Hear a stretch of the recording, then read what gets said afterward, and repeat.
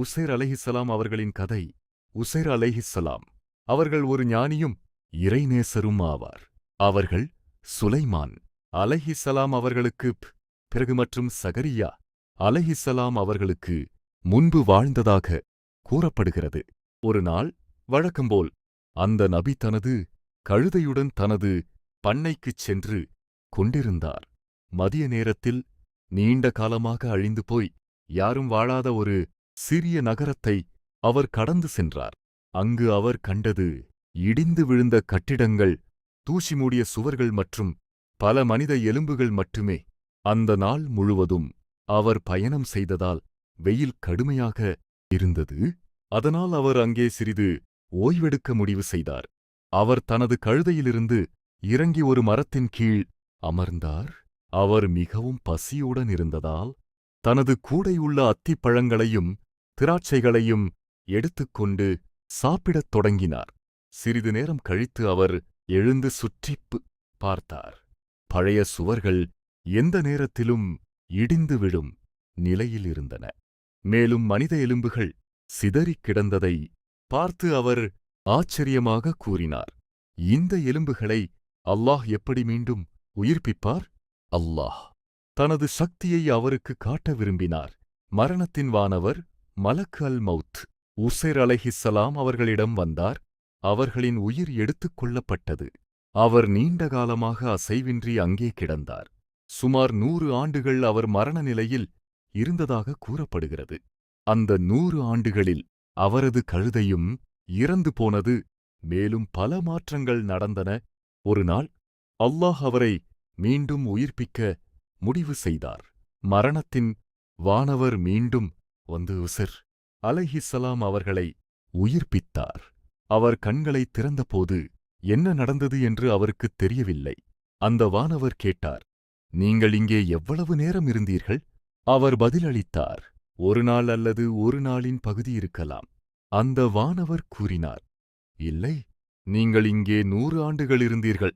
அவர் அதிர்ச்சியடைந்தார். அல்லாஹ்வின் சக்தியால் தான் தன்னை மீண்டும் உயிர்ப்பித்திருக்கிறான் என்பதை அவர் புரிந்து கொண்டார். அவருடைய கழுதையும் மீண்டும் உயிர்ப்பிக்கப்பட்டது. பின்னர் உசைர் அலைஹிஸ்ஸலாம் அவர்கள் தனது வீட்டிற்குத் திரும்பப் பயணம் தொடங்கினார். அவர் நகரத்தை அடைந்தபோது எல்லாம் மாறியிருந்தது.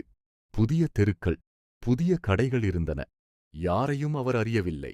அவர் தனது வீட்டை அடைந்தபோதும் அங்கு யாரையும் அவர் அடையாளம் காணவில்லை. நான் உசைர் என்று அவர் தொடர்ந்து கூறினார். ஆனால் மக்கள் தலையசைத்து அவரை அறியவில்லை என்று கூறினர். அப்போது அவர் ஒரு வயதான முடங்கிய பெண்ணைக் கண்டார். அவளும் குருடியாக இருந்தாள். அவர் கேட்டார், இது உசைரின் வீடா? அவள் பதிலளித்தாள், ஆம், இதுதான். ஆனால் மக்கள் அவரை நீண்ட காலமாக மறந்துவிட்டனர். அவர் சுமார் 100 ஆண்டுகளுக்கு முன் காணாமல் போனார். அந்த பெண்தான் தனது முன்னாள் பணிப்பெண் என்பதை அவர் உணர்ந்தார். அவர் கூறினார், நான் உசைர்தான். அல்லாஹ் என்னை மரணமடையச் செய்து 100 ஆண்டுகளுக்குப் பிறகு மீண்டும் உயிர்ப்பித்துள்ளார். அந்த முதிய பெண் அவரது குரலை அடையாளம் கண்டாலும் இன்னும் உறுதியாகவில்லை. அவள் கூறினாள், அல்லாஹ் உசைரின் துஆவை ஏற்றுக்கொள்வார். நீ உண்மையிலே உசைர் என்றால் எனக்கு மீண்டும் பார்வையும் நடக்கும், சக்தியும் கிடைக்க துஆ செய்யுங்கள். நபி அதை ஏற்றுக்கொண்டார். அவர் சுஜூதிலிருந்து அல்லாஹ்விடம் பிரார்த்தனை செய்தார். பின்னர் மெதுவாக அவளின் கண்களைத் தொட்டு கூறினார், அல்லாஹ்வின் சக்தியால் எழுந்திரு. அது ஒரு அற்புதம். அவள் மீண்டும் பார்வை பெற்றாள். எழுந்து தானாக நடக்கத் தொடங்கினாள். அந்த பெண் மிகுந்த மகிழ்ச்சியடைந்தாள். ஆம், நீங்கள் சொல்வது உண்மை. நீங்கள் உசைர்தான் என்பதை நான் சாட்சி சொல்கிறேன். பின்னர் அவள் அவரை இஸ்ராயேலர்களின் ஒரு கூட்டத்திற்குக் கொண்டு சென்றாள். அவரது மகன், இப்போது 118 வயதானவர், அந்த கூட்டத்தை வழிநடத்திக் கொண்டிருந்தார். அவருடைய பிள்ளைகளும் பேரப்பிள்ளைகளும் அங்கே இருந்தனர். அந்த முதிய பணிப்பெண் கூச்சலிட்டாள், அவரை பாருங்கள், அவரை அடையாளம் காண்கிறீர்களா? ஆனால் யாரும் அறியவில்லை. அவள் சொன்னாள், அவர் உங்களுடைய தந்தை உசைர். அவர் திரும்பி வந்துள்ளார். அவரது மகன் கூறினார், நீங்க தப்பாக நினைக்கிறீங்க. 100 ஆண்டுகளுக்கு பிறகு அவர் எப்படி திரும்பி வர முடியும்? அவள் பதிலளித்தாள், என்னைப் பாருங்கள், நான் குருடாகவும் நடக்க முடியாதவளாகவும் இருந்தேன். உங்கள் தந்தை அல்லாஹ்விடம் பிரார்த்தனை செய்தார். இப்போது நான் பார்க்கவும் நடக்கவும் முடிகிறது. உசைர் அலைஹிஸ்ஸலாம் அவர்கள் முன்னே வந்து தங்களை நிரூபித்தார். என் முதுகில் தோள்களுக்கிடையில் ஒரு கருப்பு மச்சம் இருந்தது என்று மகன் கூறினார். அதை நீங்கள் காட்டினால் நாங்கள் நம்புவோம். அவர் அந்த மச்சத்தைக் காட்டினார். அது உண்மையிலேயே அவரது தந்தை என்பதை மகன் உணர்ந்தார். அனைவரும் அவரை அணைத்து மகிழ்ந்தனர். அவர் இல்லாத காலத்தில் பாபிலோனின் தீய அரசன் நெபுகாத்நேசர் தௌராத்தின் அனைத்து பிரதிகளையும் அழித்திருந்தார். தௌராத்தை யாரும் நினைவில் கொள்ளவில்லை. உலகில் இருந்த ஒரே பிரதியை ஒரு இடத்தில் புதைத்திருந்தனர்.